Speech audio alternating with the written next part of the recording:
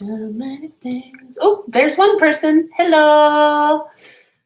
I am gonna wait a little bit. Let some whoops, wrong button.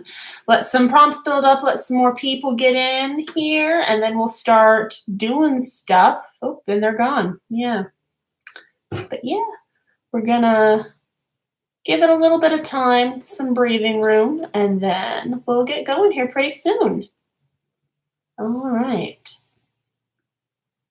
Gonna warn y'all right now, I'm gonna be like 80% focused on this stream for the most part, but also 20% just wherever the rest.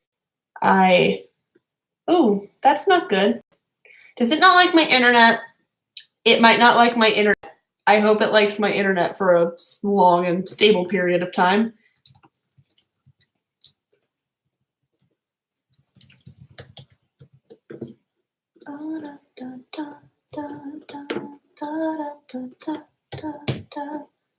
Okay. And we're moving and we're going.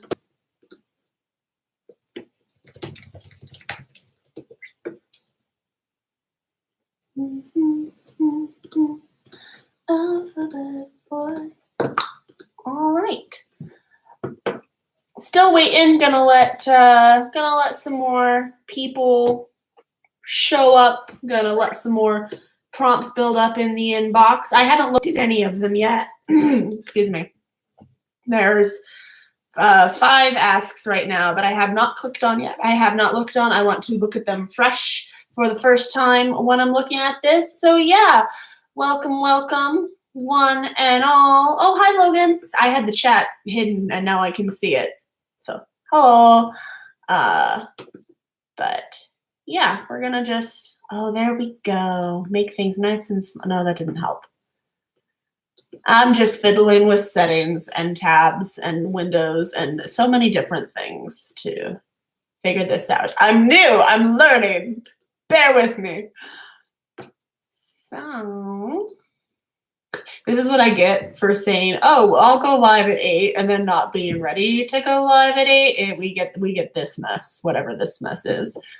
That's a fun time. Also, I'm probably not ever gonna look directly at the camera because it's above me and just not, I'm not used to looking there. So I'll probably be kind of like vaguely here-ish for most of the times.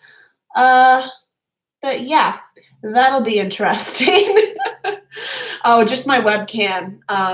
What are you using to stream? I'm just using the webcam that's built into my Mac.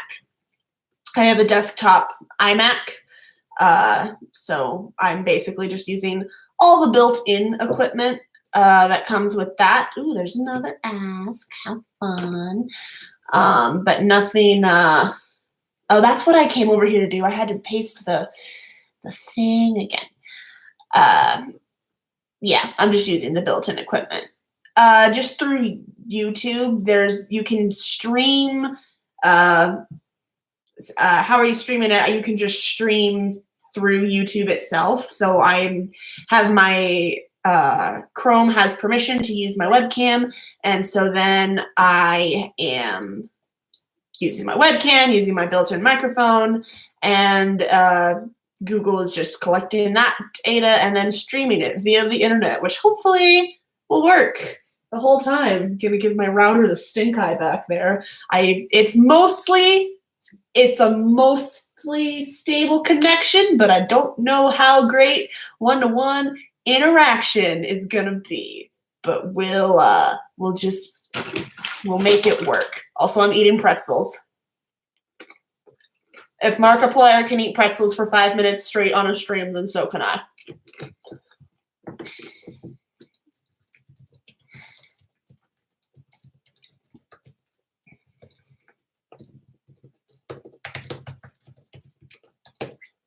Okay. I'm probably going to actually look at the prompts now because otherwise this would be really boring. But give me just a hot sec. I have to make sure that B doesn't delete her entire chapter. because that is part of my job, is to make sure that she does not delete her entire chapter every time she doesn't like it. Hello, there's another person in there. Is that Asia Aurora? Am I pronouncing that right? I hope so. Welcome. Oh, that was not the correct button at all. Welcome, welcome. More people are coming. I'm going to start getting into the prompts here pretty soon. Okay. Let's see. Where did it go? Where did the start go? There. Okay. So I'm going to actually, awesome. I'm actually going to open the ask box now. I'm getting more asks now. I have 8 that I haven't looked at yet. So I'm going to open them up and we're going to give this whole live storytelling thing a shot.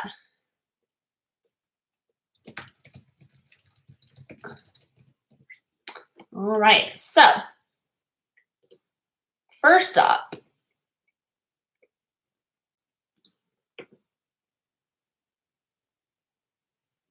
we have an analogical prompt from I'm Basically Logan. So hello, Missy. So let's see. Now I have to actually find that button. Oh, I forgot to bring the thing over again. That was not the correct thing at all. I am a massively disorganized mess right now, but it won't be this bad in just a minute. I have too many links that I have to copy and paste in too many different places, and too many things that I forget that I've copied, and then I try to paste something else and something else is copied, and also someone is messaging me. I know that we were talking before this, but now I'm doing this, and now I can't do 2 things at once. This was a mistake. Okay. There we go. All right, that's the last prompt list. I'm going to reblog now. We're gonna.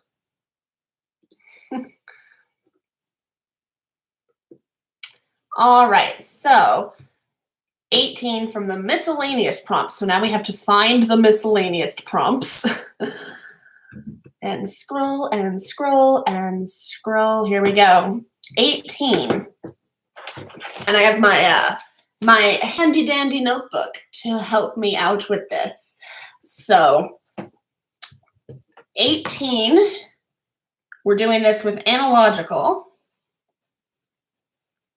And 18 says, from the miscellaneous prompt list that I reblogged, says, I'm too sober for this.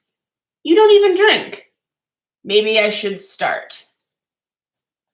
So, too sober for this. You don't even drink.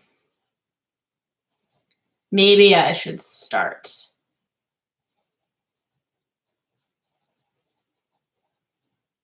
Don't stay up past your bedtime. Go to sleep. I'm a certified adult. It's my duty to tell people to go to sleep when they need to go to sleep. So, what would make, first off, who's saying what? Who's saying I'm too sober? Who's saying, oh, there I go again. There's my connection. It's gone. Great. All right. I'm going to put am I back? Cool. Well, as the person who's streaming this, that makes me more certified adult. I don't know. It sounds good. We're going with that. I'm going to paste the prompt that I'm using into the chat right now. So people might have to scroll to see it, but that way they can see the actual dialogue. So we're using this prompt right now. Analogical. Logan and Virgil, my boys. That's my second favorite ship, I think, is analogical. So this is a good one to start with. So who says I'm too sober for this? And who says you don't even drink? I feel like Logan would be the type of person to hear somebody say something like, I'm too sober for this, and be like, you don't even drink. So Logan is the one who's like, you don't even drink, and Virgil is the one who is too sober for this trip. So Virgil is too sober, and Logan is exasperated. So what is making Virgil say something like that? First off, we talking human AU or canon verse. I'm thinking human AU just because it sort of fits a human universe better than it does a canon verse type of deal. By the way, this is Tidbit. You'll probably be seeing her on my lap, like on and off my comfort object that I use to stim with. So that's a thing. In case you're wondering what the gray rag sitting on my lap is, that's Tidbit. So yeah, I was thinking that, Dale, something about Roman, probably Roman or Remus or Dee would probably be the person to make Virgil consider taking up drinking, because Patton is a lot of things, but the type to drive Virgil to insanity is not one of them. So, you know what? Why don't? Okay, so this is the story. This is the story. It is Virgil's birthday, and Roman, being the extra prince that he is, has insisted on them all going out for Virgil's birthday. So they're all out together, all 6 of them. We'll pretend this is a universe where everybody is friends and doesn't hate each other or have bad blood between them. So we have Virgil and Logan and Patton and Roman and Remus and Dee all out together at a bar or at a club or doing something. And Roman and Remus are immediately making fools of themselves at this function. And even though they're out for Virgil's birthday, Virgil is not ingesting any alcohol at the moment. He's not drinking anything. He basically was dragged along by the twins, even though this is technically to celebrate him. So he's watching them just kind of go through their mess, and he says, I'm too sober for this. And Logan, being the logical person that he is, looks over and says, you don't even drink, Virgil. And Virgil's just like, maybe I should start then. Which, of course, prompts Logan to be both very concerned, but also trying to be helpful. So then Logan starts trying to either maybe convince Virgil about why drinking to solve your problems or to handle your emotions is a bad idea, while simultaneously also being like, well, if you've never drunk before, but you're trying to start drinking, like maybe you should go for these types of drinks. You know, you want something that doesn't taste too strong right away, that kind of stuff.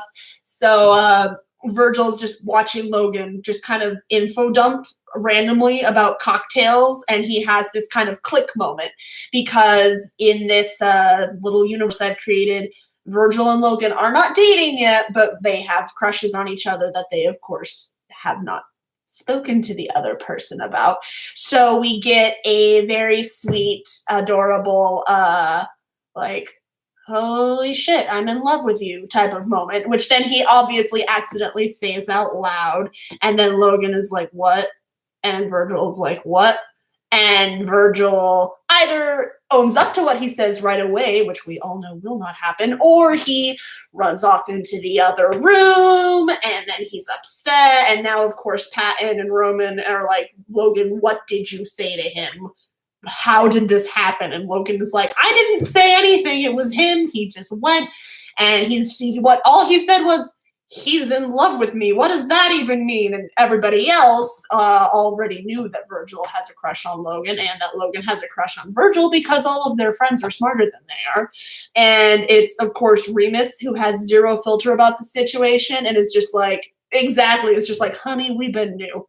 So they convince him to go after Virgil. So he goes after Virgil, and they have a chat about their feelings. And by the end of the night, even though Virgil didn't want to come out in the first place to the happy birthday party or whatever, he now has gotten himself a boyfriend for his birthday. So yay, analogical fluff built on accidental confessions of love and misunderstandings. Very cute. Everybody has a good time. So yay, that was the first one.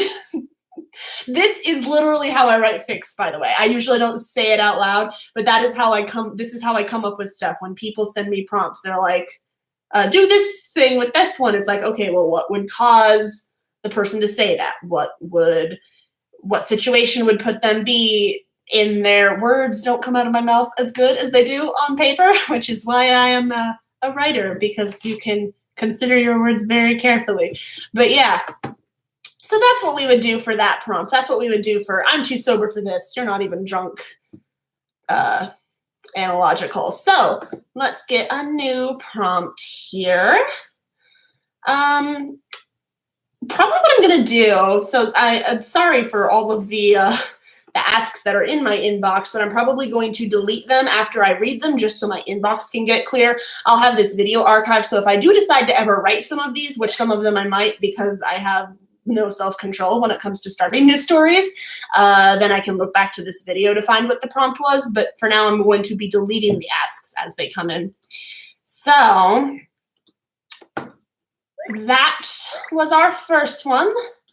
Let's find a new one. Alrighty.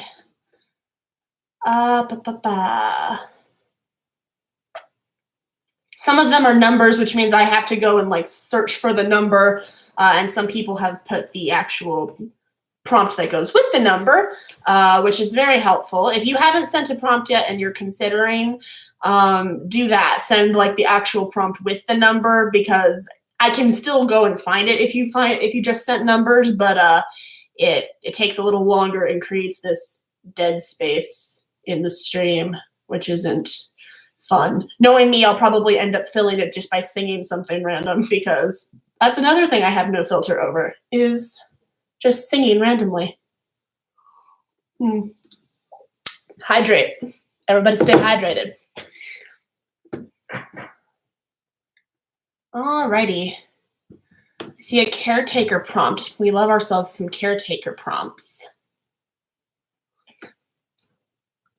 Dialogue. Nope, that's not them. Dialogue, delaying injury, sentence starter, AU, angst. Where's the caretaker? Is this not the most updated version of my page? It might not have been. Oh, yep, it wasn't. Okay, there's the caretaker prompts. There they are. 8. That's a good one. That one opens up lots of doors. So some of these I might actually save as drafts instead of deleting. So the next one that we're gonna do, hello new people. I see some names in the chat I didn't see before. Hello, Tawny. Hello, hello. Lots of all those people. All right. So our next one is Deceit and Patent, which first of all, yes. I don't ship it in canon, but I ship it so hard in AUs. They are so cute. Just Isa is fine, or Isa is fine, however you pronounce that, is the one who sold me on Moseat with their Sanders Bros AU. They are the sweetest things. Love them. So we've got Deceit and Patent with Who Did This to You? So we're going to put that in the chat so we can keep track. Who did this to you? So first thing, who is saying this to what? This is fun. I'm enjoying this. See, I needed something to do. I was in this sort of mood tonight where it's like, I want to write stuff, but I don't want to go through like the actual trouble of writing stuff. I just want to go through like the creative motions of coming up with a story without the emotional labor that is involved with writing out the entire thing. So word vomit is a much better way to get the story ideas out. So yeah, oh, I forgot to read that username. But yeah, as Tawny mentioned, that one was from Tawny Rambles. So way to make it fluff, Dale. Way to make it fluff. Just makeup being put on their faces. That would be a really great way to turn this into a fluff story, which is always fun. It's always fun to switch up prompts and subvert expectations like that. But since the last one we did was fluffy, let's make this one angsty. So, who did this to you? Mo Seat. I really like the idea of Deceit, who we will call, I don't like Derek. Derek is a jerk name. Sorry if your name is Derek. But like Derek is the name that you want to give Deceit in a human AU if like you don't like him. So we'll make it easy on ourselves and we'll just call him D, which is my cop out for any time I need to give Deceit something to be called by in an AU that is not Canonverse. So D is saying this to Patton. So something has happened to Patton. Last time I made something bad happen to Patton, if you don't count anything Canonverse, I think it was when I made him wear a skirt to high school and then get bullied for it, and then everyone else wore skirts for him the next day because screw bullies. So I don't want to do a high school AU because I did that last time. So what would make adult Patton have something bad enough happen to him that Deceit sees it and is like, dude, what the heck happened to you? Mugging situations are always fun for stuff like this, but in terms of trying to verbally tell the story and come up with stuff kind of on the fly, there's not as much as that you can do with that because it's like, well, it's always the same thing. It's like he comes in, he's mugged, oh no, and then we commence with the comfort part, and that does not work as well when I'm just summarizing. So something to make a more interesting summary. Let's say that the reason that Patton, first off, so that who did this to you? This is like just some roughing up, some general, like he's obviously been in a fight where he was very poorly outmatched and did not do very well. So and of course Patton is sweetest guy alive, nice puffball of a person. Why would anybody want to beat him up? Well, the problem is he can be a little too innocent for his own good sometimes. In this AU, yes, he can be a little bit too innocent for his own good. So you know what? Ooh, I thought of something. Okay, so Deceit, D is in a, what do we want to call it? We'll call it a gang. My first thought was gang, and then my second thought was make it more interesting than a gang, but I don't want to spend all day on this prompt. So he's in a gang. D is in a street gang, and he kind of keeps it on the down low. He doesn't tell Patton too much about it, but it's not, Logan, like something like the Mafia. He is a little, not literally the Mafia, but he is, ooh, my pencil is splintered. Gonna use the not splintered pencil. So he is in organized crime, and he is pretty high up on the organized crime food chain. Not all the way at the top, but it basically is his full-time job. Like Patton doesn't know that is where his income comes from, but it is. So D is kind of up there on his food chain of crime, the food chain of crime. And because he's worried about Patton getting hurt, he tries his best to keep Patton out of it. I don't know what he thinks Patton does. He just, let's be really cliche. And it's like well, not really cliche because, yeah. Oh, actually, yeah, we could be really cliche. I don't know if you guys know if this is a cliche or not, but it's sort of a cliche because it's true. To have your bakery be a front for the mob or for money laundering or for something. And the reason that is true, that is actually based in reality, is because the mafia exists because prohibition existed. And they tried to ban alcohol, bad idea. So the mafia started as moonshine runners, basically, of the making and selling of illegal alcohol. And to make this alcohol, they needed, I don't remember what it was. I think it might have been molasses, but something that would be kind of suspicious to order in large quantities if one did not work in the culinary industry. But if you're a bakery, it's perfectly normal to order all of this molasses. So they would use bakeries. Yeah, that's what it is. Yeast. You've got it. You've got it. Yeah, and that's also true. The mafia did not start in America. It started in Italy and moved to America. But the evolution of what it became in America is because of prohibition. So tangent there about yeast and molasses and using bakeries as fronts for their industries.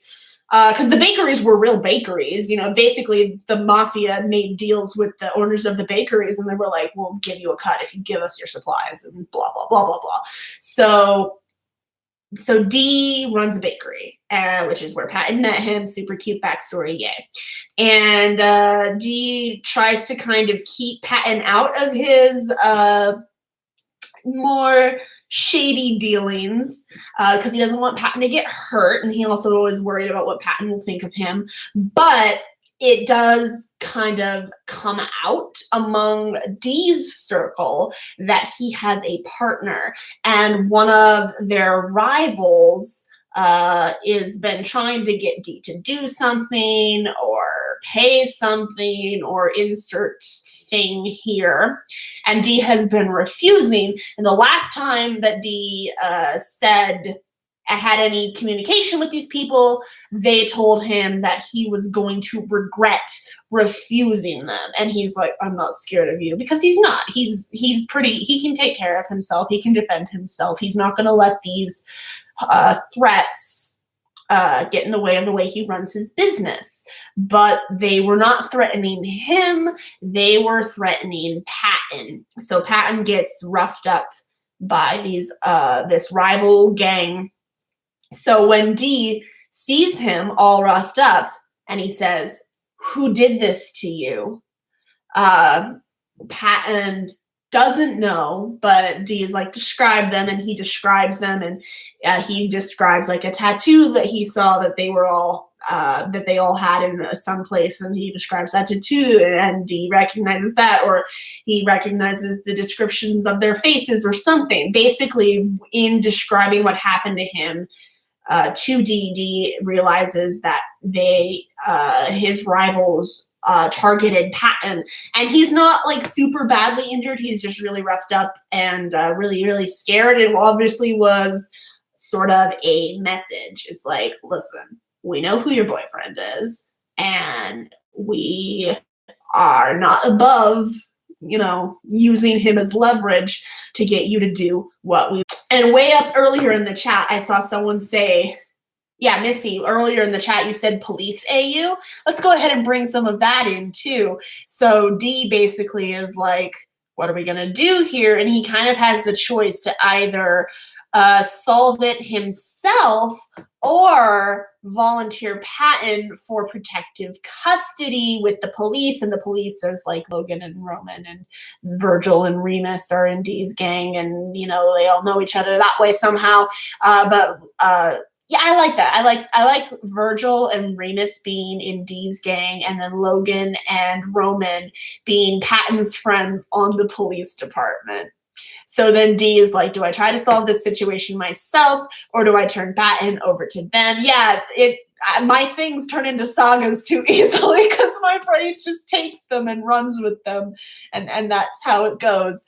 But yeah, so he's like, I gotta deal with this somehow. Spoiler alert, of course, he does end up going to Logan and Roman with this problem and be like, I can't protect him on my own. You have to help me.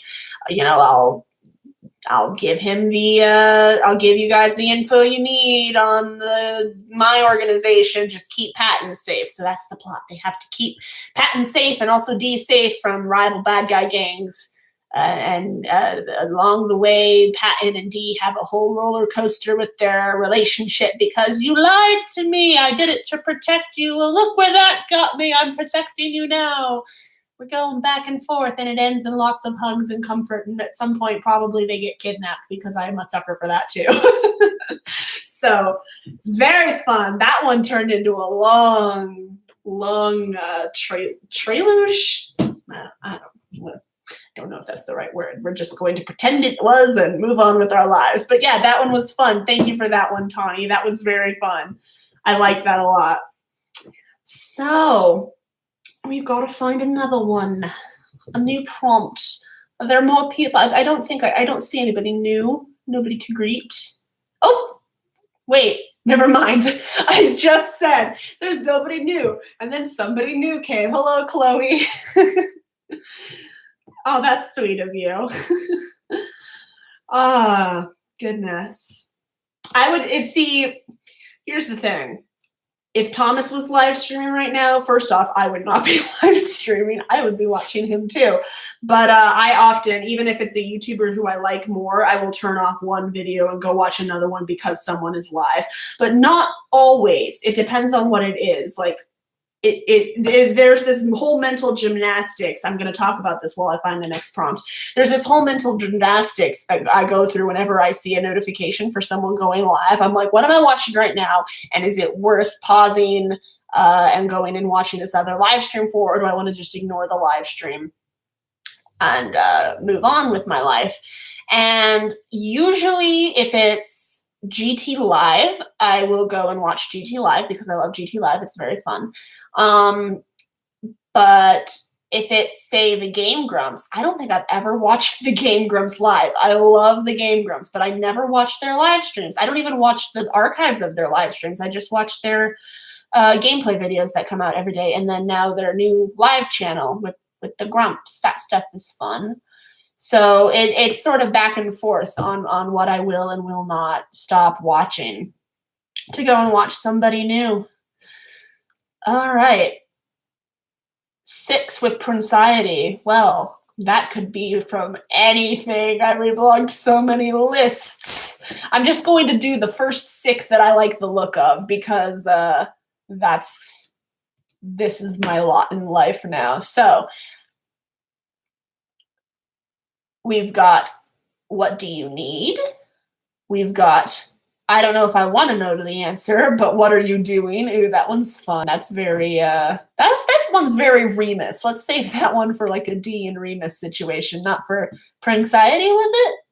Yeah, Princiety. I'm not used to saying Princiety out loud. It sounds so much weirder said out loud than it does just in your brain. All right. Ooh. You broke me, and now you expect me to follow you out onto the battlefield? No. The answer is no. That one's interesting. That one's fantasy. I do love some fantasy. It doesn't have to be fantasy, but it's me. It's going to be fantasy. If there's battle involved, it's going to be fantasy. That's how I roll.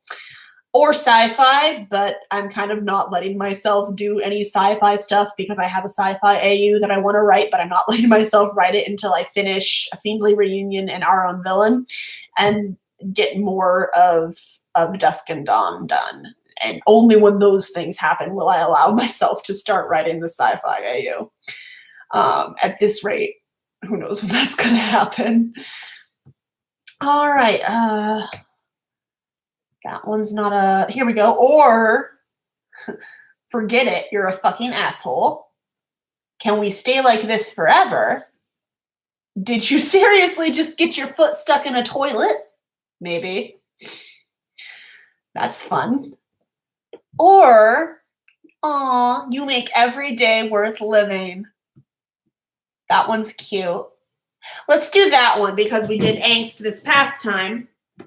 And then we did fluff before that. So I won't use angst fluff as a tried and true rule, but if I have to like choose between two, then I'll try to do a little bit of back and forth. So where did it go? I lost it. There it is. You make every day worth living. I'm gonna write that down. Every day. I already know where this one's going. This if I wrote this for real, and who knows, one day if I'm really low on inspiration, I might go back and like rewatch this video and then take the prompts out of it and then write it, because I've done half of the work already just by coming up with the premise and the concept. But you make every day worth living with Pringxiety. That prompt comes from All Time Virgilant. I hope that's the prompt that you wanted, All Time Virgilant. It's the one that you got. So Pringxiety, you make every day worth living. Oddly enough, I have the premise before I have the characters. Is it getting darker in here? It is. The sun has gone behind the hospital now. I don't know if it was still super bright in that window when we started, but the sunset comes through this window every day. But I live right next to a hospital, and as soon as the sun goes behind the hospital, it all of a sudden gets really, really dark really, really quickly. So we have that to look forward to. Changing of the lighting. So here's the thing with this one. I could do something like this with like what I did the other day with the Logan and Virgil robot one, where I make you think that it's like, oh, Logan the robot is the one who's, all existential crisis about not understanding feelings or people, but psych, it's scientist Virgil who feels this way, because I avoided using proper nouns for the first half of the story. You could easily do something like that with this, because think about it. You make every day worth living. First place my brain goes, because my brain is a hurt comfort machine that will not stop, is that we're going to use person A and person B for right now. So person A is feeling really down on themselves. They're really insecure. They're depressed. They're not noticing or remembering the good things in their life. They're not as they're having a harder time remembering the good, and they're just kind of all focused on the bad right now.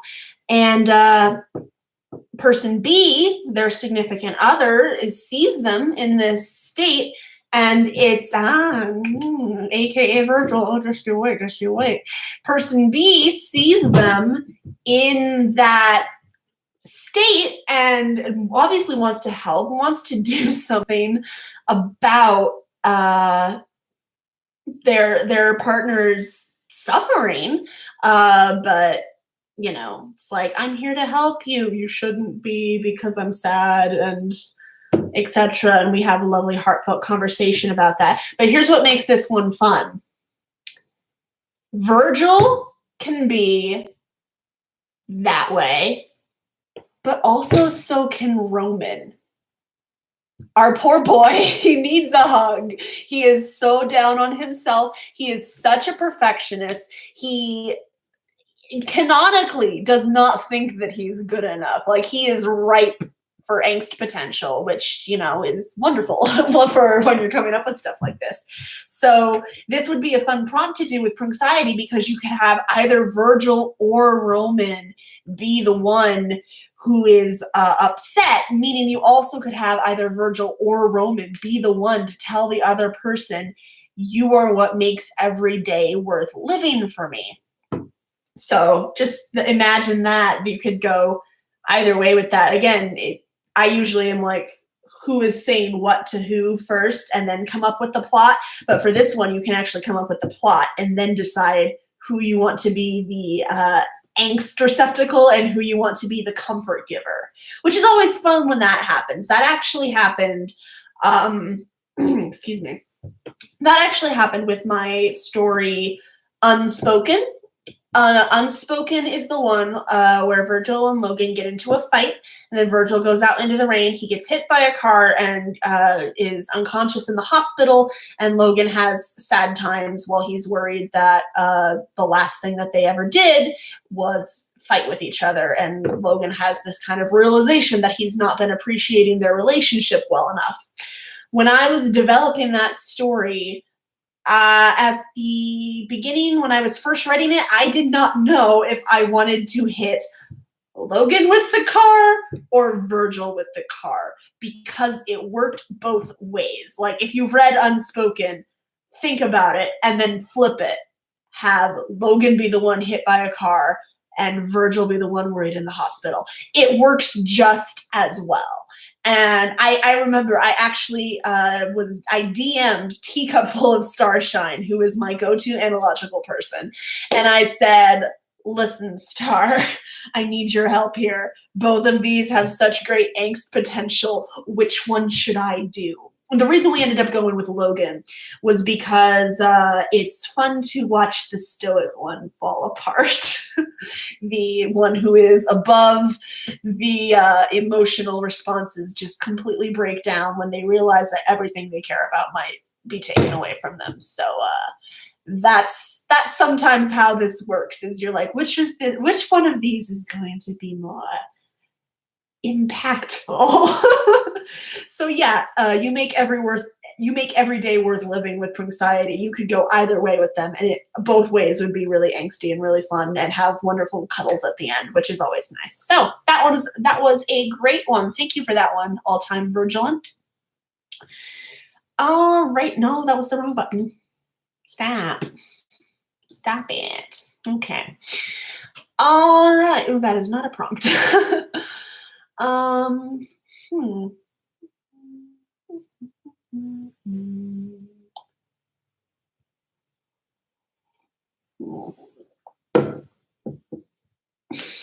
How could you do that to our glorious Glasses Gay? How could I not? How could I not just, torture my favorite character just for a little while? Just for a little. That's my favorite thing to do. I was looking for like angst specifically in my body of work the other day. And well, welcome, weird kid. Interesting time for you to come in. But yeah,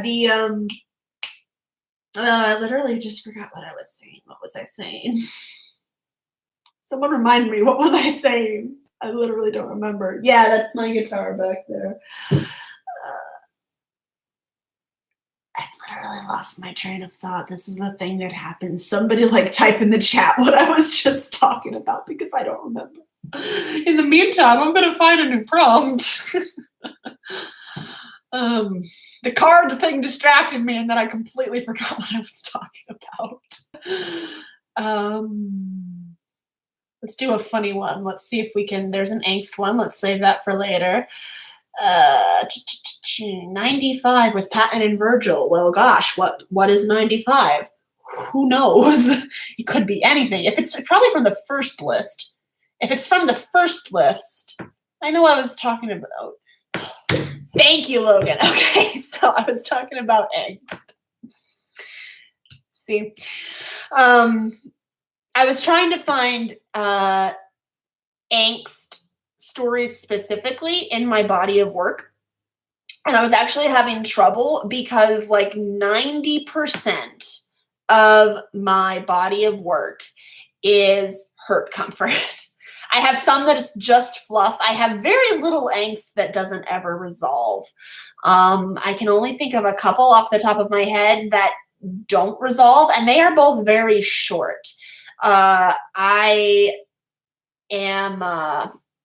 a fan of happy endings or bittersweet endings.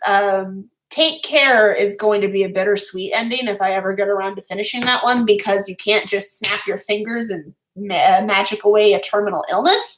So when terminal illness is in your plot, you're kind of stuck with that. And that's what I get for starting a story, I don't even know how long ago, about a terminal illness and then not doing anything with it. But I am a sucker for happy endings, and I'm a sucker for, and I'm paraphrasing LJ here, but I'm a sucker for breaking down the characters and then loving them back together. Just stitch them back together with love. So that's why, fix like Left in the Dark or Lies of Omission exist, where I just put a character through the ringer, but then I bring them back to the family at the end for lots of hugs and reassurances that it might not be okay right now, but it's going to get better in the future. Because I think that's something that we all kind of want to hear right now, and that we all really need is acknowledgement that, yeah, stuff can be in a bad place, but that doesn't mean that you have to stay in that bad place. That doesn't mean that the bad time is going to last forever. And there are people around you who love you and are going to be there for you, even if you can't see them right away. They might be hidden from you, but that doesn't mean that they aren't there. So I think that's one of the reasons I like writing Hurt Comfort so much. And also it's fun. It's fun. I'm sorry, but it is. So I am trying to find, again, this is one of those times where it's like they sent a number, but I don't know which list it applies to. So we have a couple choices here. We have got 95 with Patton and Virgil, who are my favorite. So 95 could be Come Cuddle. 95 could be... nope, that's not the right list. There's at least 3 lists that have 100 things on them. Okay, so 95 could be Come Cuddle. It could be Loving You Has Never Been So Easy. Oh, that's perfect for them. That's perfect for Moxiety. How do you guys say Moxiety? I say Moxiety, or do you guys say Moxiety? If you say Moxiety, you're wrong. No, but I say Moxiety. I pronounce the X like in Fox. So Moxiety. It could be Come Cuddle. It could be Loving You Has Never Been So Easy. Or it could be, there's going to read more on this one. Yeah, I'm going, okay, that was weird. What? That was... okay, I guess that one doesn't exist. That's fun. All right, so basically our choices for 95 with Patton and Virgil are Come Cuddle or Loving You Has Never Been So Easy. And again, Come Cuddle is a very cute short thing that would be really cute in writing, but doesn't fit this scenario as well. So let's do Loving You Has Never Been So Easy with Moxiety. And a hush fell over the crowd as she scribbled in her notebook.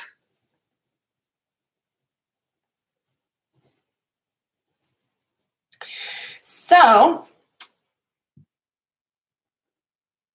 I think this is a, Chloe, yes, I did get your prompt about the earthquakes. It's there, it's sitting there. A lot of my fic prompts from the 5,500 special are just kind of sitting there, waiting for me to act on them, because fics take me longer than, even short fics, they take me longer than the photo edits. So this is also... I don't know, most of you probably know this, but I am a teacher. I'm a music teacher, and our school starts on Monday next week, the 19th. Today and yesterday were my in-service days, so I've been at school all day long. I have a million emails coming in from parents trying to sign up their kids for choir and drama and all the extra stuff. I've been busy, I've been tired, so the prompts have kind of sagged a little bit, which was another reason that I wanted to do this. It's sort of a way to do prompts without going through all of the time and all of the effort that it actually takes to properly fill them out. So if you did send me forgot the name already. Chloe. I almost said Claire. I was like, that doesn't sound right. So Chloe or anybody else who sent me a fic prompt for the 5,500 special, if I have not gotten to it yet, I will. We'll just see when I can get to it. Those are all going to be fairly short. That's what the Logan and Virgil robot fic was. That was a 5,500 prompt. So they'll be short and sweet, but yeah, that'll be something I get to eventually. But loving you has never been so easy. Moxiety. This is going to be real short for this, but basically, this is one of my favorite tropes to read, to write. It's sort of what sold me on Moxiety a little bit, but it is a classic story of Virgil believing that he is undeserving of love and Patton bringing him around.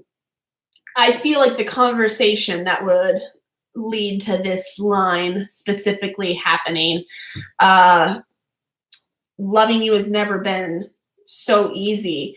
I feel like Virgil has a lot of insecurity and a lot of guilt over how he behaved in the past, and he tries to compensate for that now by he deserves all the love. He tries to compensate for how he acted in the past by trying to be the best version of himself that he can be now at all times, which is not healthy, to try to put your best face forward all the time in your close personal life. You always want to try to put your best face forward in like your professional life or your like the vague outward appearance. Like you don't want to be walking through the shoe store bawling your eyes out, but like, you know, you it's not healthy to keep up that wall all the time with your close personal relations. I should really try and get a lamp in here. I think I have one somewhere. But he is then burning himself out because he's trying to be on his best behavior this entire time. And Patton notices. I saw a post earlier. It was Jude. It was a softer fan. Jude mentioned, said that Patton has a PhD in feelings, which I love, and I'm stealing that. So because Patton has a PhD in feelings, he immediately notices that Virgil is burning himself out, not taking care of himself properly, which then, of course, when you're trying to push yourself like that all the time, it actually makes you feel and act worse. So he starts being a little more short-tempered. He's a little snippy. He's trying not to be, obviously, but he's getting more and more tense and more on edge, just crushing the head of his comfort object, which isn't fun for anybody. But we have a nice little culmination where Virgil ends up exploding all of his balled up tension outwards, because that is what happens. Especially, it's what happens to Virgil. We've seen it happen both in lots of fics and in canon. So we have that, and then they have this, Virgil runs away, of course, because that's what he does. And Patton goes after him, and basically Virgil apologizes for being so difficult to love. And he says, I'll do better, I promise. I'm sorry I'm so hard to deal with. Which then, of course, leads to Patton saying, kiddo, loving you has never been so easy, because he's a sweetheart and they're sweethearts and they love each other very much, whether it's platonic or romantic or parental or familial or whatever. They have a lot of love. So that's how that one goes. Short and sweet and very, very nice. Y'all hang out in the chat for like a minute. There's a lamp in the other room and I'm going to get it because it is getting dark in here.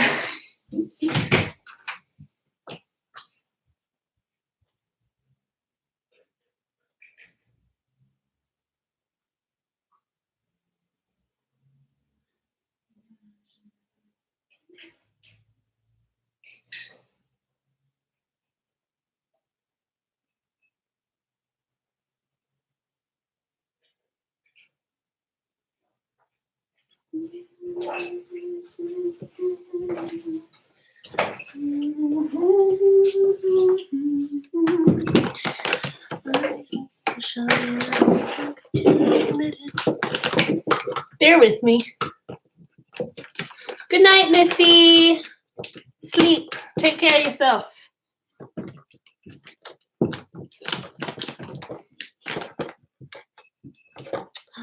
Let there be light. Move the Nutella and the pretzels.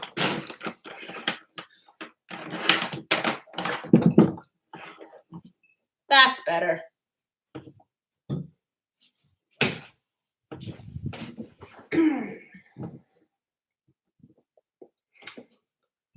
There we go. That's much better. It was concerning how dark it was getting in here. I was not enjoying that. So yeah.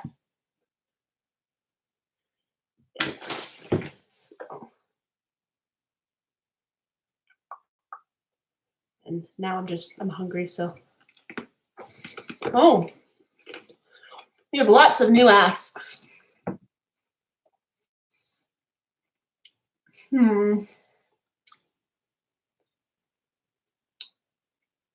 Oh. My husband's coming home in half an hour. I need to make dinner at some point. We have to eat. Food is a thing that's I can't survive off of Netflix. Why did I say Netflix? I can't survive off of pretzels and Nutella forever. So, looking for a new one.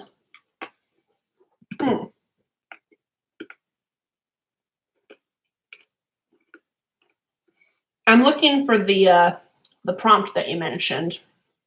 That's in the chat. So I'm scrolling through the chat looking.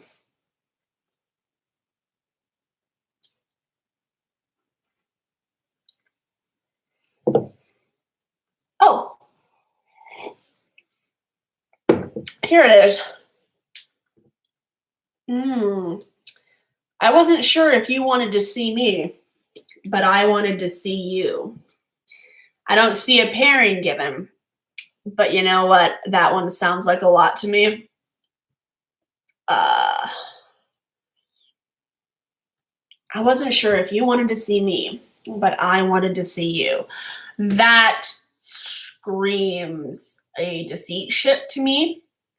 And actually, you know what it doesn't, maybe not even romantic ship. It doesn't have to be romantic, but that screams canon verse, Patton and deceit. And I'm not talking like some of my AUs were like the one where deceit kidnaps Patton, or the one where deceit kidnaps Virgil and is baiting Patton lots because I apparently make them not get along very much in a lot of my fics. I'm talking like strictly what we have seen in the show. That very much sounds like something they either could say it to each other, because that's sort of the thing right now with Patton. And some people are, discoursing about it, but one of the things that I like about what the series is doing right now is that it is, I wouldn't go so far to say as it is making Patton unsympathetic, but it is certainly highlighting Patton's character flaws in a very fun way. And, oh, that was the wrong button. And what is fun about that is, on the surface, Patton looks like a character that doesn't have any character flaws. His flaws are not as obvious as Logan's and Roman's and Virgil's, and obviously Deceit's and Remus's. But he still has character flaws, because every character has flaws and every person has flaws. But his character flaws are a lot more subtle, and a lot of them are born more out of ignorance than anything else. The first time we saw any of Patton's character flaws,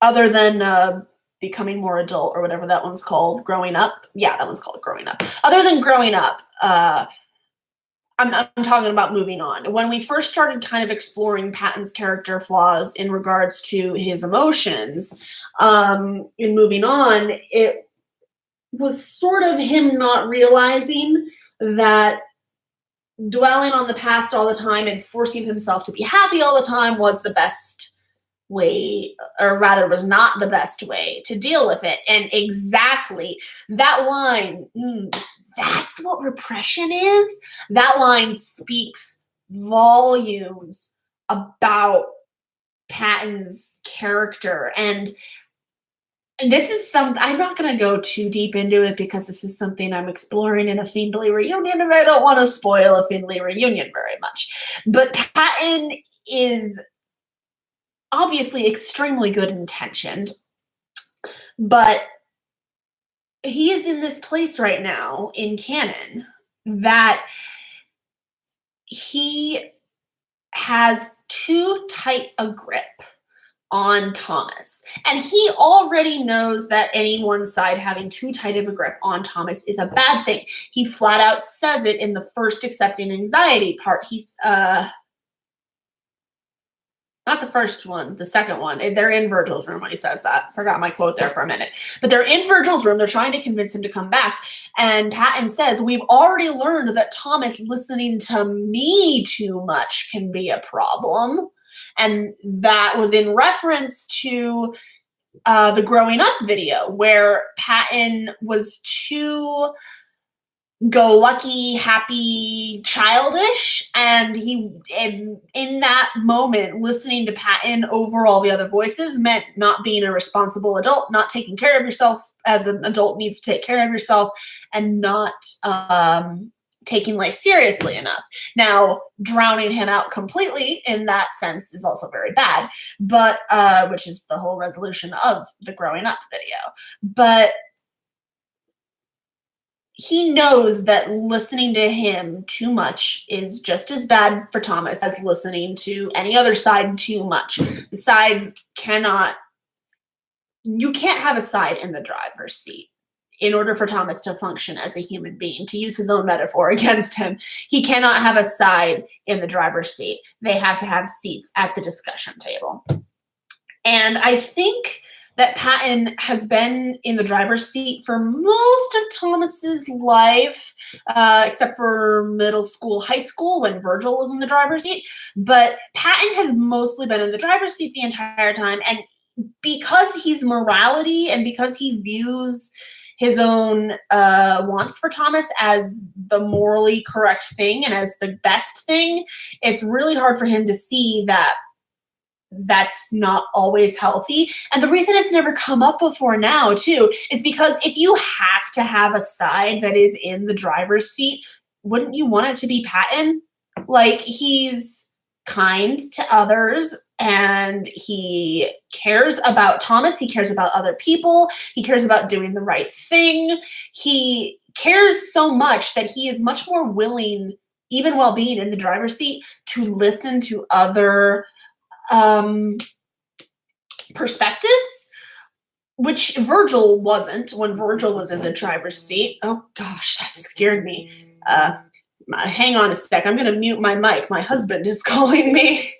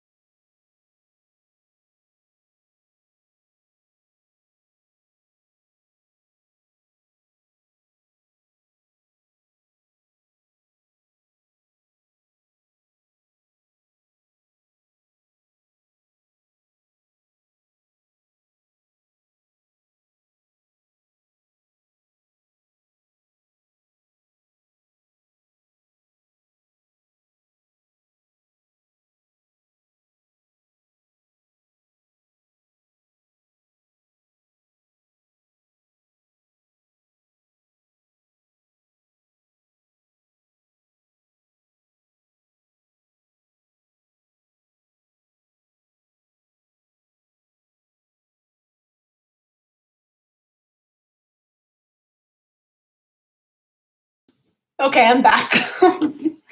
So yeah. Anywho, Patton's great.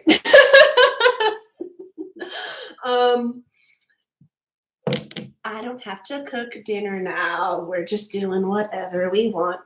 This is what happens when I get distracted, and then instead of making spaghetti like I was planning on it, I'm like, hey, let's YouTube live stream for no reason. But yeah, my point there is that Patton is of all the sides that you could have too much control over you, Patton is the best choice of the 6 that we've met so far. But at the same time, it's sort of getting to the point now where it's inhibiting Thomas from living his life to the fullest, which is, I think, something that Deceit notices very much. And that brings us full circle back to the prompt. I wasn't sure if you wanted to see me, but I wanted to see you. Those two have to work out their crap.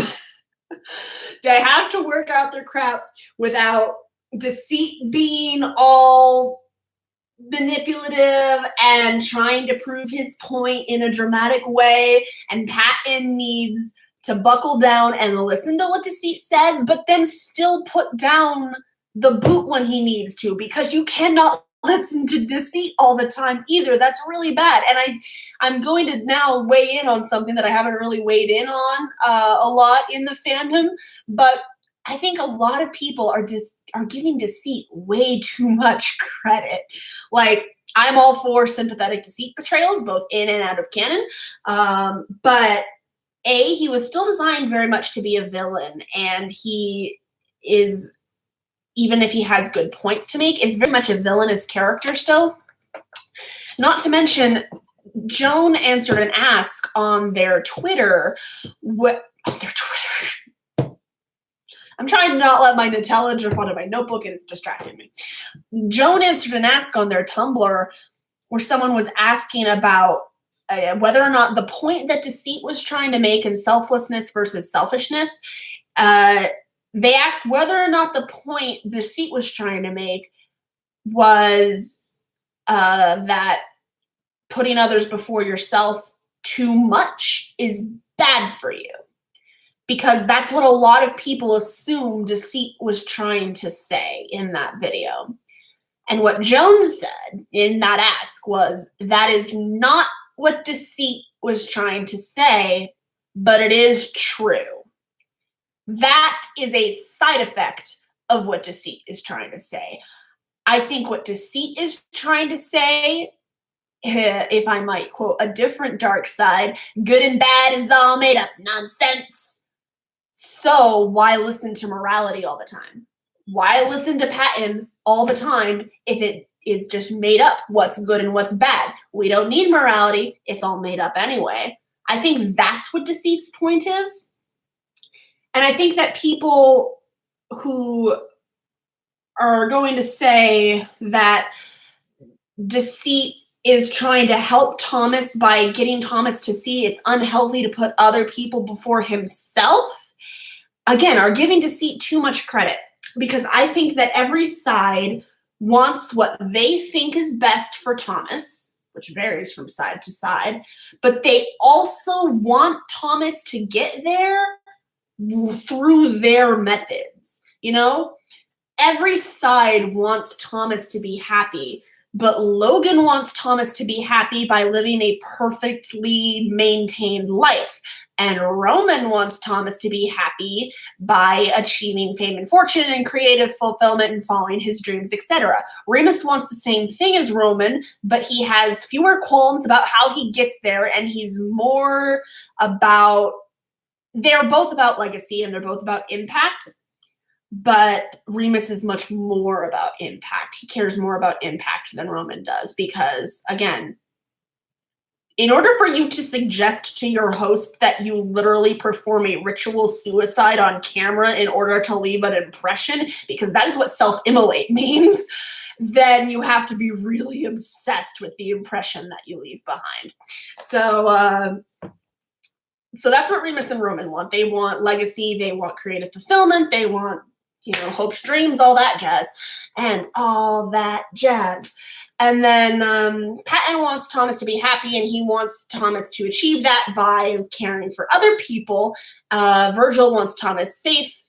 And Deceit, again, Deceit wants the same thing everybody else does, but Deceit wants Thomas to get there by essentially cheating. He wants you to take the blindfold off when you're hitting the pinata. You know, he sees morality, not the side, but the concept, as an inhibitor to success. And what I think he is trying to get Thomas to see is not that Thomas is hurting himself by caring about other people too much, but that Thomas is holding himself back by holding himself to society's standards. And that's why he's so obsessed with society. And I just got on a really long tangent about lore and character motivation and sort of some of my theories, brains about what all the characters want and how that all works. And I still haven't eaten this glob of pretzels and I've just been uncomfortably pinching them between my fingers this entire time. But yeah, all that to say, the line about I wasn't sure if you wanted to see me, but I wanted to see you, that is a setup. And either person could say it to the other, but that is a setup for a sort of a character exploration story done through dialogue of Dee and Patton's motivations and their relationship to each other. Again, in canon, not a romantic relationship, not a human AU relationship, a canon compliant, we don't get along, here's why. But if we both want what is best for Thomas, then we got to figure something out.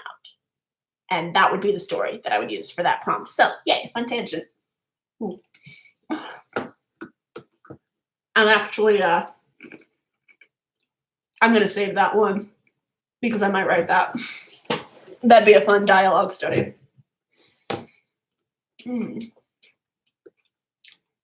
This is not my water. Reached for the water glass and got this. That's not helpful.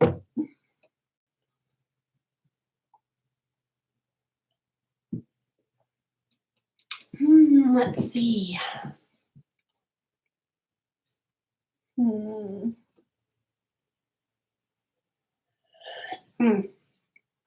Another bit of a random tangent that's even more random than like anybody else's.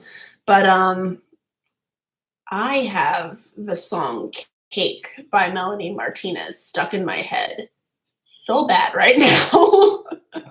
It is taking all of my self-control to not just kind of sing it along while I look for these prompts.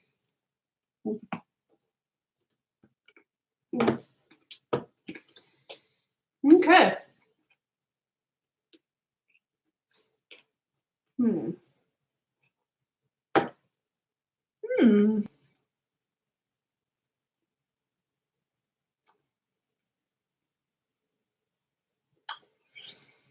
Interesting.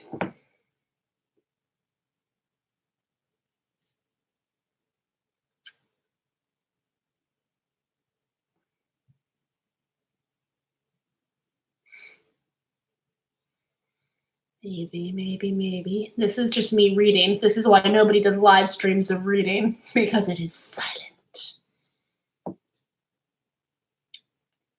Oh, here's a cute one. Here's one that won't make me go off on a super long tangent. What the hell is that? And why are you wearing it? Roman with anybody. So Roman is, of course, the one who is saying that. Human AU, I think. Logence. It's Logence. What the hell is that? And why are you wearing it? Roman to Logan. Logan is either a beekeeper or he's doing some science with a capital S thing that requires him to wear odd-looking protective gear or just something along those lines. It is Logan doing a science and the science requiring some odd safety gear, and Roman being like, what in the world are you wearing? And Logan is like, only you would care about something as trivial as looks when we're about to do this super interesting science thing. That's what it is.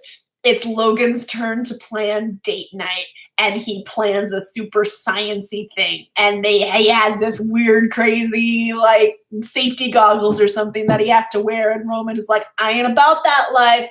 And Logan is like, only you would care about looks, at a time like this. And Roman is like, what do you mean? And Logan is like, just put on the safety device thing. So Roman concedes, and then Logan does a magical science thing that looks amazing and is in some wonderful nerdy way that I could probably think of if I cared enough to, look something up and write it for real. Then it would, make Roman be all like, oh, that was so sweet. That was so surprisingly moving. I didn't know science could have so much emotion or love or beauty in it.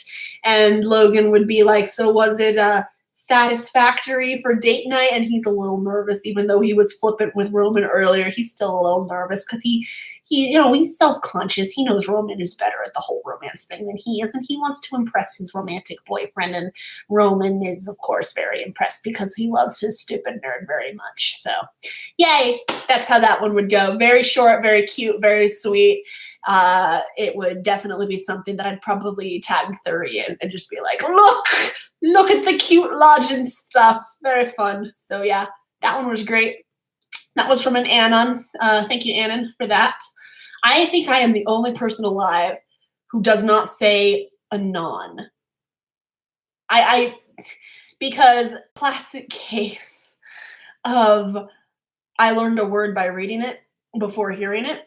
Because it's obviously short for anonymous, and because you pronounce it anonymous, whenever people say it out loud, I hear them say anon, which does not track for me, because if you look at the word, I'm going to put it in the chat to illustrate my point. If you look at the word phonetically, you would think it's Anon. So I've always thought Anon in my head, but some people say anon, and that just trips me out for the same reason that when someone says mausiety flips me out, or GIF, because yes, I am a GIF pronouncer. Fight me. So yeah. See, sometimes I can bugs. Sometimes I can bring a tangent back around to what we were talking about, and sometimes I cannot. And that was one of the not times, but that's okay. We're still having a good time. 177. Well, we definitely know which one that is. There was only one prompt list that had over 100 on it. Let's find it.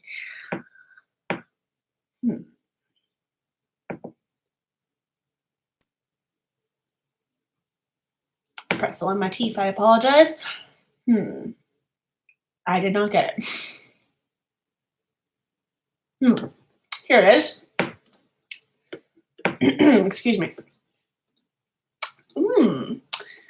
We have not done Remus yet tonight, and Remus is a new favorite deceit ship of mine. Very much, very, very cute. Very. It's so funny because when I wrote that little blurb about what Deceit sees in Remus, I got a lot of comments on it of people saying, I didn't ship this before, but now I see it. And I was sort of actually in the same boat. It's not that I couldn't see why people shipped them. It's just that usually when I first see a ship, my initial thought is usually not, oh yes, I totally get it and totally instantly agree and I'm on board with this ship. Usually my first thought is, but why? And then I'll think about it and be like, okay, I see it. Ship and let ship. Very cool. And then sometimes I will come around to it later. Bye, Chloe. Thanks for coming. So it wasn't that I didn't like Remus, because Remus made a lot more sense in my head, and I'm sorry in advance to all Rosita shippers, but Remus made more sense in my head at first glance than Rosita does. I totally see Rosita in AUs. Again, I see Deceit with any of the sides in AUs, but I'm sorry, I just don't see Rosita in canon. Like, I know some people looked at those interactions and saw flirting. I did not see flirting. I saw Deceit baiting him so hard, and I was just like, that's not good. Those two. D is not good for Roman in canon. Again, and it's one of those things too. It's like I will read a canon verse fic or seat is shipped and like it. Because the other thing about canon verse is there's so many different ways to do canon verse. And I will like a fic and like a ship in canon that I don't actually technically ship in canon, because in my head, there's something different between canon verse and canon compliant. Canon verse, in this case, is just, they're all the sides of Thomas's personality. If that's the case, then you're basically in canon verse. But there's still so many different directions that you can take that. But in a canon compliant verse, I do not see Rosita. That spells bad news to me. So in a canon compliant verse, I buy Demas or Duke Seat or whatever people call it. Duke Seat rolls off the tongue a little easier, so that's what I'm going to say for this stream. Duke Seat is much more believable, even though we've never actually seen them interact. Duke Seat is more believable right off the bat than Rosita to me, but it, again, wasn't really something that I thought about significantly until I got a prompt to write them. And it wasn't a super specific prompt. It was a time when I had asked for prompts. It might have even been a 5,500 prompt. I think it was. And because of that, I didn't want to just ignore the prompt. Sometimes I'll ignore a prompt because I don't like the premise or I don't like the ship or I decide that it's something I don't want to do. I usually don't do that. I'll usually hoard them like a dragon. I'm an ace dragon and I hoard prompts. But words.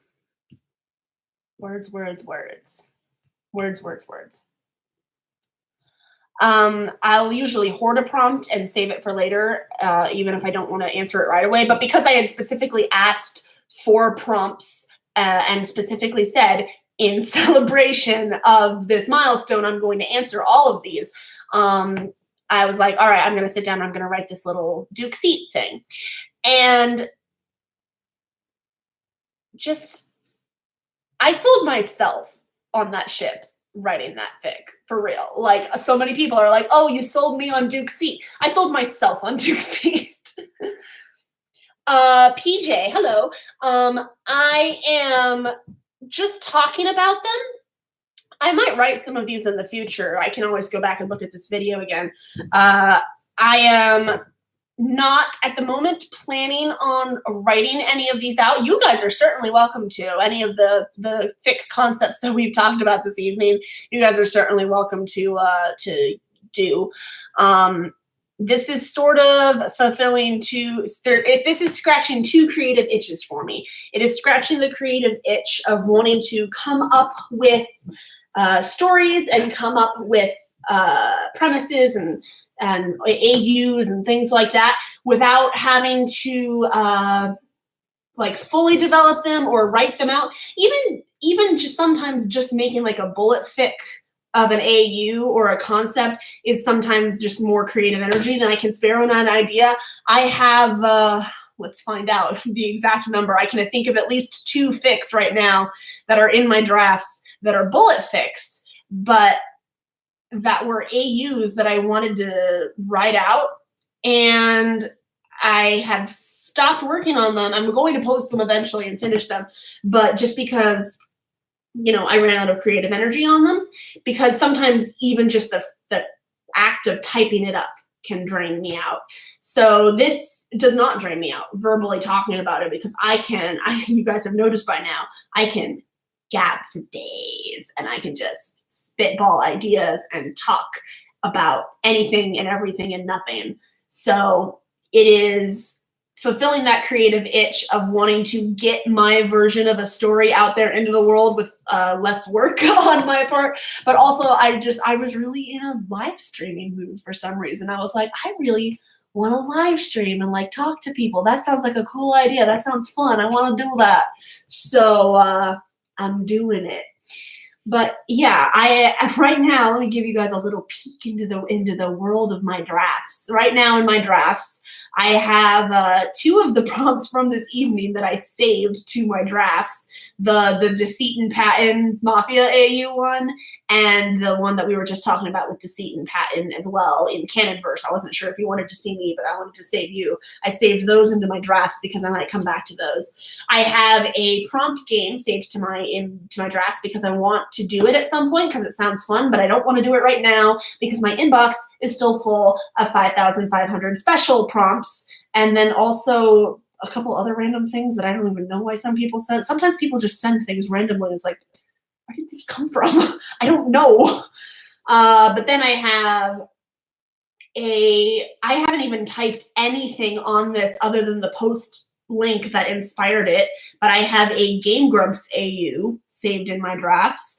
I have a Barbie and the Diamond Castle AU saved into my drafts where Patton is Liana, Logan is Alexa, and Roman is both Jeremy and Liam because those 2 are literally the same person. They're even twins. They're basically the same character, and they're only there so that the Barbies will have a love interest so that they can't be lesbians in the movie. That's my conspiracy theory. And the reason I actually stopped working on the Diamond Castle AU one is because I'm debating whether or not I want to even make that a bullet fic, and I might just turn it into a chaptered story because I'm changing enough about the plot of the movie that I could make it a chaptered fic and have it not just be a literal retelling of the movie, because I'm changing the villain setup a little bit because I couldn't because there are 3 in the original Diamond Castle movie. Here we go on another tangent. We're going to talk about my childhood now because I grew up watching the Barbie movies. But the Diamond Castle, the villain is a muse turned evil. And there are 3 muses of like creativity and music in this universe, which, like all the Barbie movies, is a universe of Barbie telling her younger sister a story. That's a detail that I really like about those movies. But there are 2 good muses and then a bad muse. And I was like, how would I, especially... You can tell also, I started making this before Remus existed because actually with Remus existing, I don't have to do these gymnastics and I could make it much closer to the original, but where's the fun in that? I kind of like the idea that I came up with. So in the movie, Melody, the girl trapped in the mirror, is the muse apprentice. And she's just one muse apprentice, but there are 3 muses. So in the AU that I'm working on, there are 3 muses and 3 apprentices. Actually, I can still use this idea. I can just swap Remy out for somebody else, for Remus, literally, because my fix for that was the 3 muses are Thomas, Talon, and 3 apprentices, which originally were going to be Virgil, Deceit. Ooh. Okay, am I back? I saw myself cut out and I didn't want to keep talking. Am I back? Okay. Cool. This is the time of night where the internet starts to get not good. So hopefully we hold out.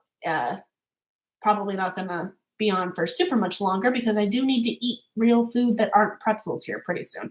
I'll do one more prompt, but first let me finish talking about my self-indulgent Barbie AU. So in my AU, Thomas, Talon, and Joan are the 3 muses. And then Virgil, Deceit, and originally Remy, as in sleep Remy, was going to be the 3 apprentices to those muses. And rather than one of the main muses turning dark the way Lydia turns dark in the movie, I was going to have one of the apprentices, Deceit, turn dark. And he wanted to convince the other two muses to join him in overthrowing the muses. So the other two apprentices, rather. Deceit wanted to convince Virgil and Remy to help him overthrow Thomas, Talon, and Joan. But of course, Remy and Virgil aren't about that life, so they said no. And my plan was Deceit turned Remy into the dragon, into Slider.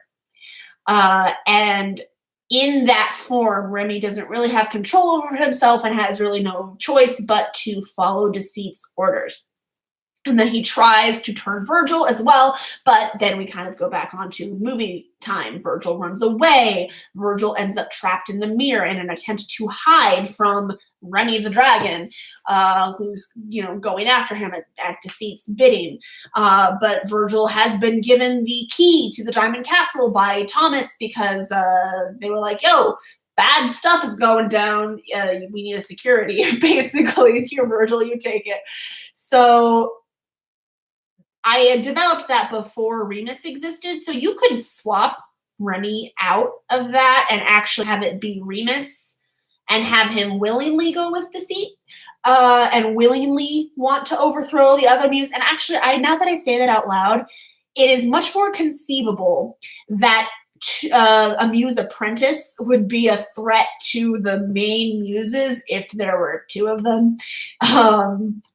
So I think I will actually make it Remus and not Remy. I will give Remy something else to do. But long story short, Virgil is trapped in the mirror. Virgil is our melody analog here.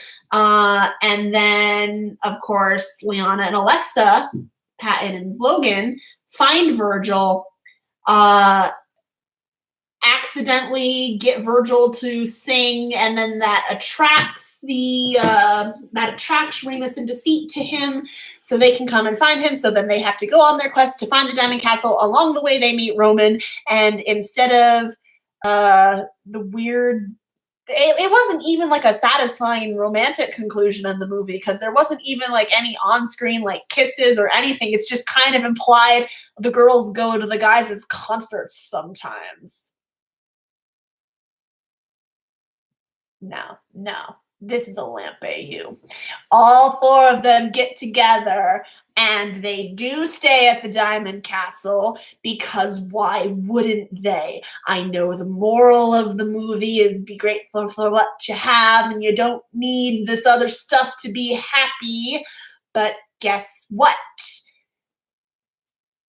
They're all in love and are gonna live in the big fancy castle together and live happily ever after because I'm the author and I say so. So that's how that's gonna go. Let's do one last prompt before I sign off tonight, shall we?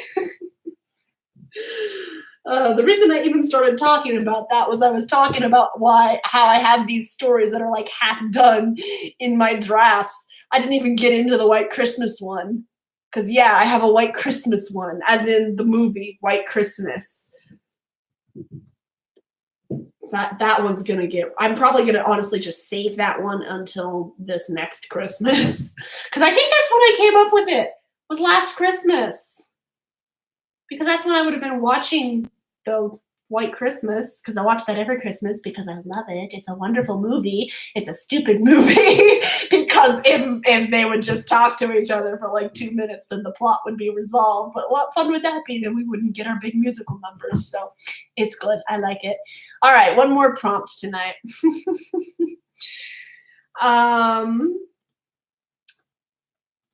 What was this one? This one was 177. Did we like that one?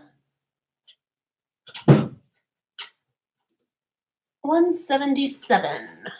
Ooh. Ooh. This is a good one to end on. So I'm just going to copy and paste this prompt into the chat because it's long and I want you guys to be able to refer back to it so that we know what we're talking about. Wow, it's too long for the chat. It's 50 characters too long for the chat. So we're going to shorten it and send it in 2 parts. All right. There we go.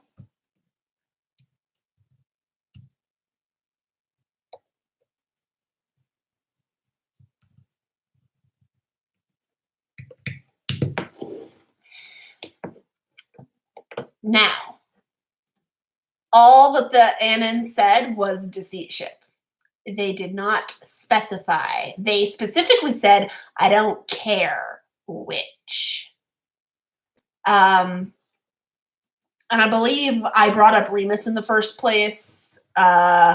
We got off on a long tangent there that I think started with me saying I made myself ship Deceit and Remus by writing them together in that little ficclet ages ago. I can usually trace back the start of.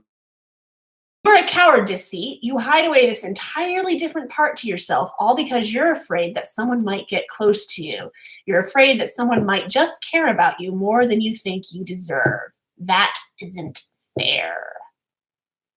That is great for Deceit. Props to that Anon. Props to that Anon who sent that one in. First off, we are saving this for later, for when inspiration strikes in the future.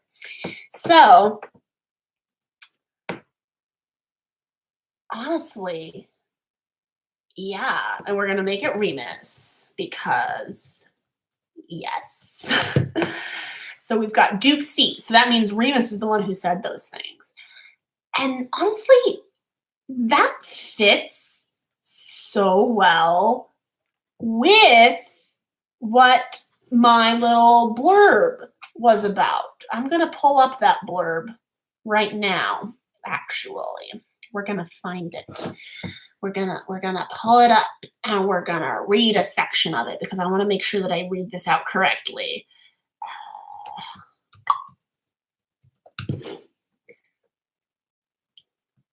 So,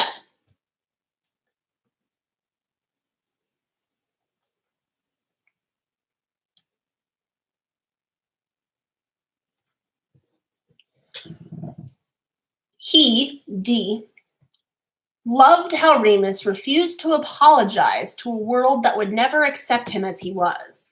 He loved how Remus would never bend or twist himself to fit society's view of what he should be. He loved how Remus never hid himself, never pushed away what he felt or thought or feared. Remus was an open book, and D just couldn't put him down.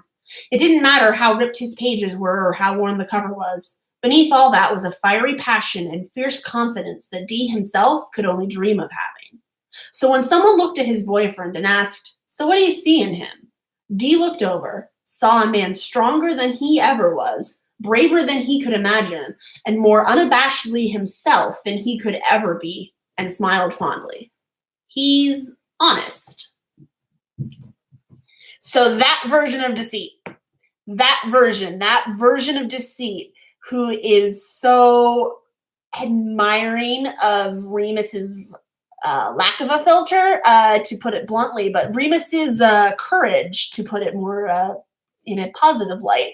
That version of Deceit, who feels like he himself is still bound to what society thinks. Gonna wait.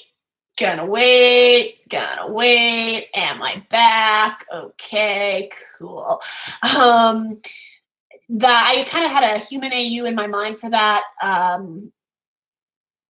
because canon Deceit obviously isn't held back by what society thinks. In fact, he very much does not want to be. But it's an interesting character idea for that being the ideal that he kind of wants to go for in a human AU, but not really being able to achieve that as easily, because it's really hard to unlearn all the crap that society puts into our heads, or the good stuff that society puts into our heads, because there are good things about society. Anarchy is a bad idea. Anyway, this version of Deceit, who is so, he wishes he could be more like Remus. He wishes he could be more unfiltered. He wishes he could be more raw. He wishes he could be more flippant almost. He wishes that he could care less about what people think. he is in a relationship with Remus, and Remus and him end up just arguing for some reason. It probably starts out with something like smaller that doesn't really matter very much, but then turns into one of those "you always do this" kind of arguments, which never get into those arguments, by the way. That's not healthy language. But it kind of turns into one of those like, why are you like this conversations. And Dee is all acting defensive, but Remus, with this line here, with these quotes, he brings the hammer down hard. And he's just like, you're so afraid of somebody getting to know the real you, which is such a great juxtaposition to how Deceit sees Remus as someone who has his whole self on display all the time, because that's kind of how I interpret Remus in A Human AU, is he has his whole self, the good, the bad, and the ugly, all out on display all the time. Who gives a damn what anybody else says? So that sort of situation. And of course, there are always fun, angsty backstories that you can give characters like this in Human AUs. And in a situation like that, I feel like Remus would be the only one who could kind of break down that wall that Deceit has put up. And he could, if anybody else had said that, if anybody else called Dee a coward for hiding away parts of himself from the rest of the world, he would completely dismiss them. But because it's Remus, because it's his boyfriend who he loves, but also the one who he admires so much and who he has so much respect for how he presents himself, even though he's a trash goblin, that kind of ends up breaking him down a little bit. And we get this really nice, raw moment where he's like, yeah, you're right. I am afraid of somebody caring about me because I don't deserve it. You hit the nail on the head, Remus. I don't think I deserve it. Whoop-de-frickin-do. And then we get lovely, cute, of course you deserve it, or even if nobody else says that you deserve it, I think that you deserve it, and you'll have it from me if you won't even have it from anybody else, because I'll always be there for you, and it'll be very cute, but it'll start out super angsty. That's how that would go. So yeah, super fun. Very, very nice. They're fun to play with. They look so crazy on the surface, but there's a lot of material there. There's a lot of material on all the ships, and that's one of the reasons I like this series so much. These characters are just fleshed out, and I think that's true of all fan fiction. I'm actually really sort of a baby when it comes to fan fiction. This is the only fandom that I've written any significant fan fiction in, and it certainly has been the one that I've written in the longest. I may be 23 years old, but there are probably other people even in our fandom who are my age or a few years younger than me who have more fandom experience than I do, because I did not have a solid internet.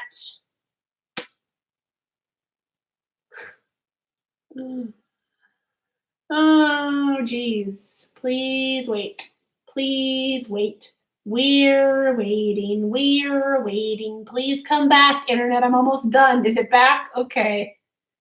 I started talking about growing up with a not stable internet connection, and then the stream pauses. Of course it does. That would be how it goes. Yeah. Long tangent that I probably could go off of for a really long time. I did not grow up in internet fandom. A lot of people my age did. A lot of people my age have been trolling around internet fandom since they were teenagers. My husband is one of them. He is a fanfiction.net veteran, and has been reading fan fiction and partaking of the fan fiction community for way longer than I have.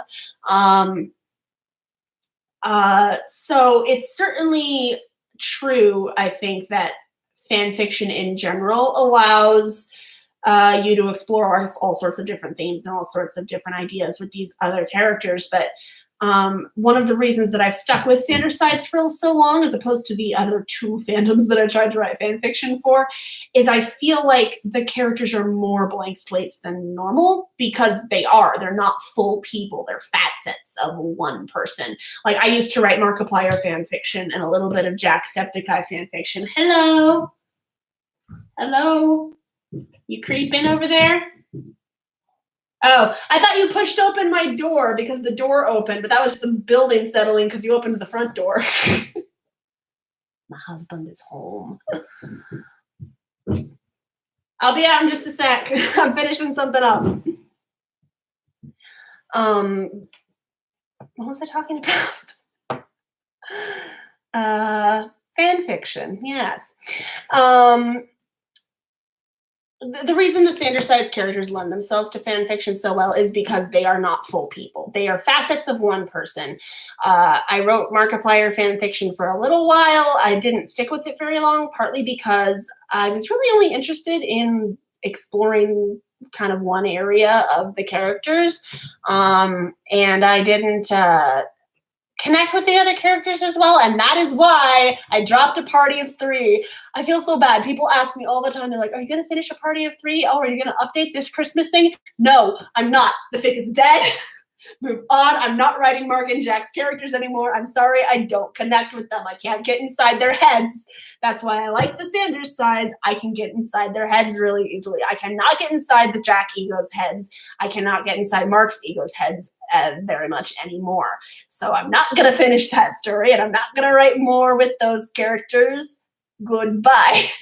But, and then way back in the day, and I say way back in the day, 2016. 2016, when I was a sophomore in college, I wrote a couple of Undertale fics, which were the first fan fiction that I had ever written. And they weren't awful.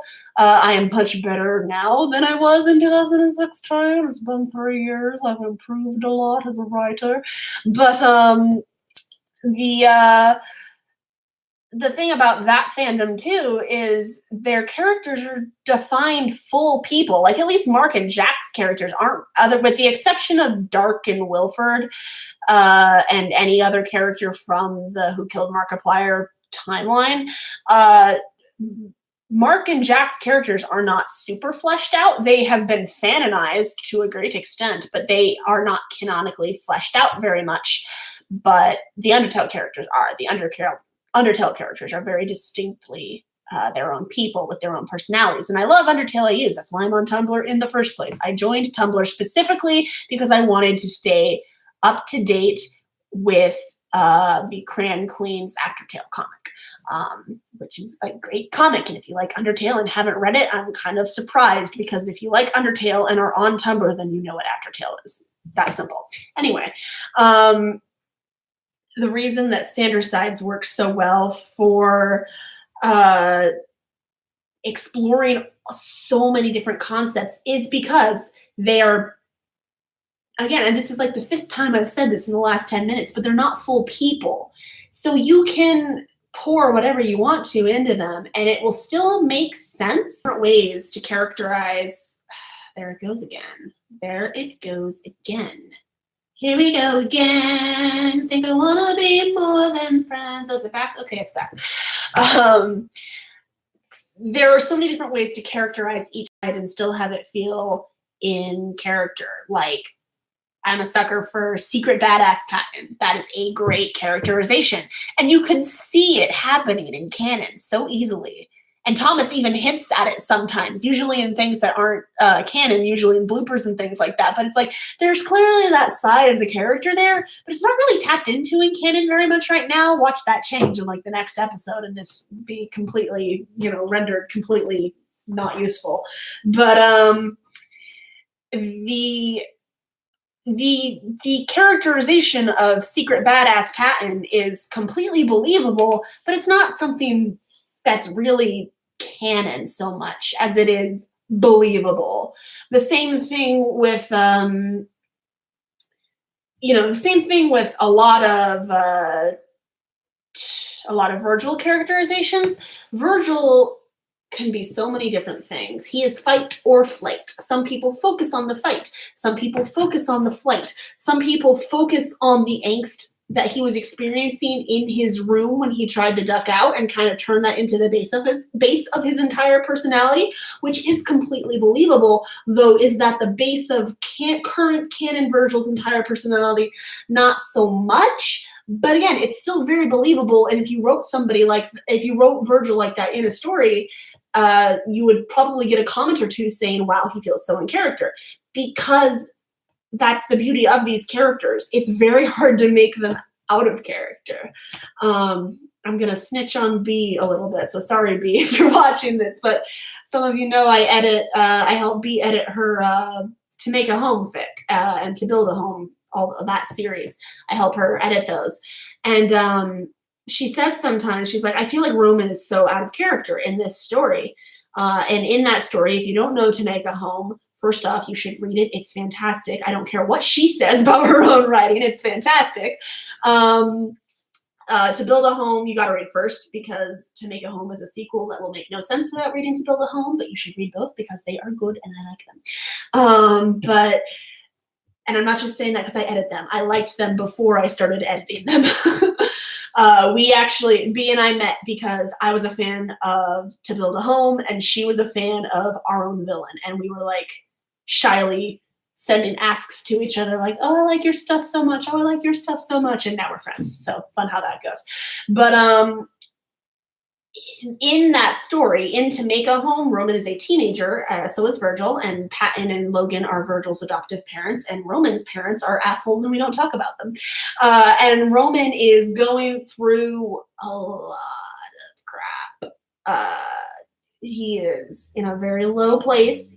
Currently in the story, without spoiling things or giving anything away, he is at the point in the story right now where literally, because I know the outline, I'm the beta, I know these things, literally one more thing has to happen and then he's at rock bottom. He is like, here's rock bottom, here's Roman. He is literally almost there. He is so close to the breaking point, which is by design. We've been building this up intentionally for a while. But one thing that she said to me one time about her version of Roman in this story is, I feel like it's not very in character for him. And I said, I think it's perfectly in character for him considering the situations you're putting him through.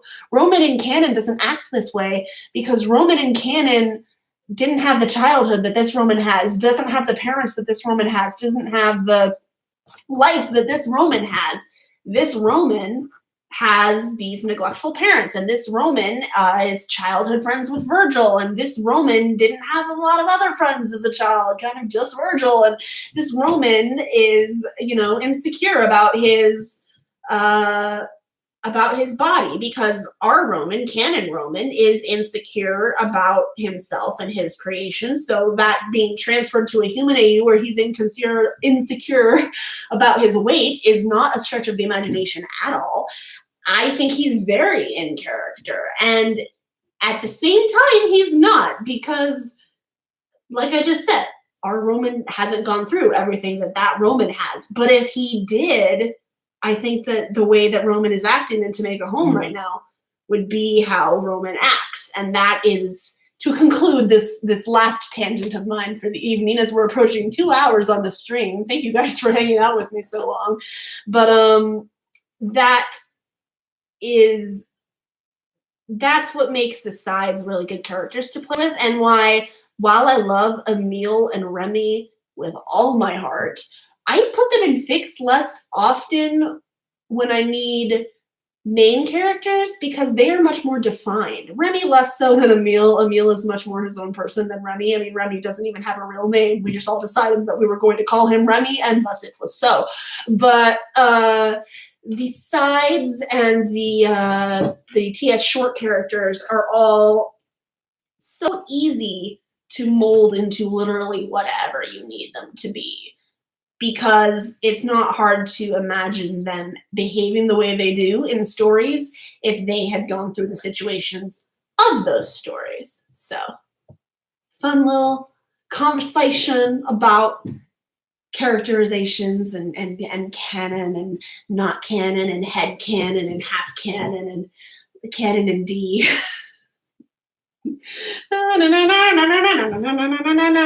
All right, so yeah, that sort of concludes my thoughts, and it's 10 p.m. and I haven't eaten dinner yet, so I ought to do that. So good night. Thank you all so much for coming. This was fun. I might do these more often. I might do this again. I certainly have more prompts that I did not get to. I don't even know how. I think we only maybe did 4 or 5 prompts, and I got at least 10. But yeah, that's what happens because I'm a talker. I talk, and just kind of let my tangents go off. But that's the nice thing about live streams. No one can talk back and interrupt me. So you're stuck with my tangents forever. All right. Thank you guys. I'm going to say goodbye now to all the people. So bye, Logan. I know that you say I broke it. How did I just realize that your username is just I broke it? It looked so much more complicated in my head, but it's just I broke it. Anyway, bye Dale, bye PJ, bye Caloris.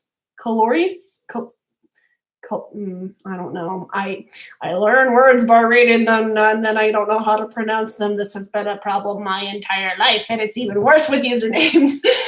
Good night, everyone. Bye. Goodbye. Yes, I want to end the stream.